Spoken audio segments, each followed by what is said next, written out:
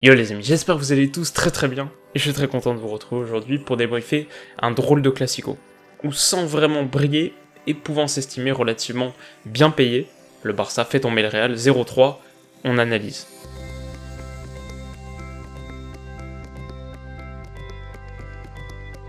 Alors la première chose à dire bien sûr c'est que malgré le résultat, le Real n'a pas fait un mauvais match et on a même plutôt fait un bon.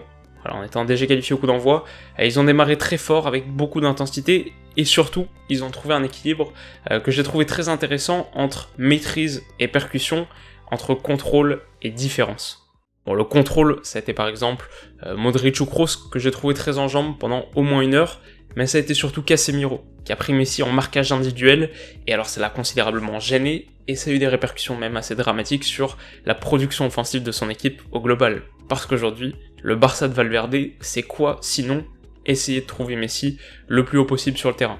Bon, si ça fonctionne pas, il décrochera, et ça peut quand même être dangereux, faut évidemment encore faire attention, mais le plus important, c'est de limiter le nombre de ballons qui touchent entre les lignes à 30-35 mètres du but, et en l'occurrence Casemiro l'a super bien muselé dans ces zones-là, et donc ça c'était pour la partie contrôle.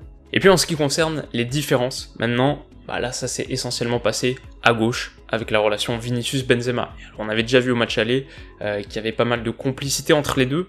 Là on a eu en plus plusieurs permutations, avec notamment un Benzema déporté sur son aile, un peu comme dans sa période lyonnaise, et Vinicius qui étirait le bloc avec des appels axiaux en profondeur. De manière générale, ça a plutôt très bien fonctionné, et la preuve d'ailleurs c'est que Semedo en face a passé un match assez compliqué, et donc sur la première période, le Barça peut s'estimer assez heureux, assez bien payé, de pas rentrer au vestiaire en ayant encaissé au moins un but, et peut-être même deux.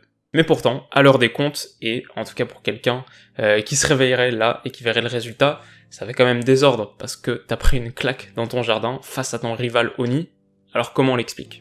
Déjà, tout ne s'explique pas. En tout cas, tout ne se justifie pas nécessairement.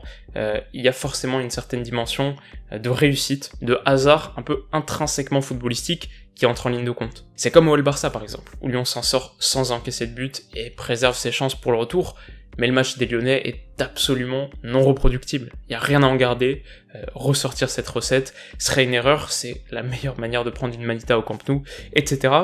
Là c'est un peu pareil. Samedi, le Barça revient à Madrid pour les rejouer en Liga.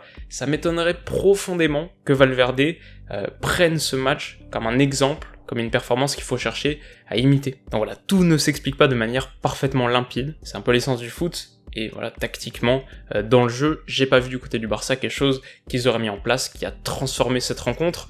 Si on devait rationaliser ce résultat, je dirais plutôt que, à l'image de cette première période où le Real a eu le contrôle, c'est bien le Real qui a décidé du sort du match. C'est un peu le Real qui a décidé de le perdre, et alors principalement à cause d'une finition désastreuse. Bon, c'est d'ailleurs surtout Vinicius qui est fautif sur ce point, et c'est dur de lui jeter la pierre tant il a créé, tant il a fait de différence, mais il rate au moins 3 big chances, et peut-être même 4 ou 5, il manque de vis en se laissant pas tomber sur un contact qui aurait pu faire penalty. Alors personnellement je pense pas qu'il y a péno, voilà, c'est assez léger, et la preuve c'est bien qu'il reste debout, mais s'il tombe dès qu'il est touché, je pense que c'est le contact sur sa jambe gauche, pour moi c'est sifflé, et c'est sûr à 100%. Donc on peut dire qu'il a été très inefficace, comme d'ailleurs Ramos ou Varane dans l'autre surface, une heure plus tard, et donc quelque part c'est un retour de bâton assez classique du foot, t'as ta chance, tu la saisis pas, la retourne et t'es puni. Pour moi c'est un peu ça l'histoire de ce match. Alors, comment le Barça a battu le Real ?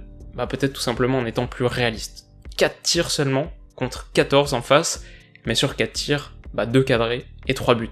Bon, c'est loin d'être la prestation la plus aboutie du Barça, bien sûr, et un tel pragmatisme, un tel cynisme, c'est pas vraiment non plus l'identité profonde du club. C'est aussi d'ailleurs très surprenant quand tu compares à un match contre Lyon où t'as tiré 25 fois au but sans réussir à marquer une seule fois, mais quelque part ça souligne un peu l'essence du foot, l'essence de notre sport, un sport où les meilleurs efforts et les plus fines idées valent pas grand chose s'il n'y a pas une certaine froideur en bout de chaîne, s'il n'y a pas l'efficacité. On passe au top, et j'ai distingué en premier lieu Ter Stegen, parce que si le Barça reste dans la rencontre, c'est en grande partie grâce à lui, quelques superbes réflexes, mais aussi une vraie sûreté dans ses arrêts, pas de ballon qui gicle ou de tir mollement repoussé, il est au top de sa forme en ce moment. Ensuite Suarez, forcément, un doublé, impliqué sur chaque but et provoquant son propre penalty, une Panenka pleine de confiance, et presque surtout, de très bon goût, dans l'antre du rival, enfin, Dembélé a été le deuxième meilleur créateur de la rencontre, après Vinicius, mais ses créations ont été rémunérées. Et puis niveau flop, Sergio Ramos est le principal fautif du premier but de Suarez, celui qui change tout. Il est à 20 mètres de là où il doit être sur le second, et il est très heureux de ne pas être sanctionné d'un penalty, car sa faute sur Rakitic est réelle. Vinicius, pas pour ce qu'il a créé donc, mais bien pour ce qu'il a raté. Enfin, et pour pas être trop orienté résultat, Messi, malgré sa supériorité technique flagrante, a bien peu pesé sur une rencontre qui aurait pu mal tourner. Voilà les amis, c'est la fin de cette analyse, et j'espère bien sûr qu'elle vous a plu. Si c'est le cas, n'hésitez pas bien sûr à mettre un petit pouce bleu, un petit like, comme vous le savez, ça m'aide beaucoup. N'hésitez pas à me faire savoir vos avis sur ce match dans les commentaires. Et puis une dernière chose que j'ai essayé de rendre assez visible en arrière-plan, et sur moi-même aussi, c'est que je suis ni pro Barça, ni pro Real. Voilà, je sais que certains sont assez sensibles sur le sujet, et franchement je peux le comprendre, parce que on parle pas non plus de n'importe quelle rivalité. Mais voilà, juste sachez que personnellement, mon cœur ne bat pas plus pour un club que pour l'autre. C'est, en tant qu'amoureux du football, je dirais que c'est deux clubs qui me fascinent, que je respecte énormément, que j'adore analyser aussi, et que j'ai déjà hâte du coup de revoir dès ce week-end. Alors voilà, j'espère que tout ça vous a plu. De notre côté, on se retrouve très vite bien sûr pour une prochaine vidéo. Alors d'ici là, comme d'habitude, prenez soin de vous, passez une excellente soirée et on se dit à bientôt. Bisous.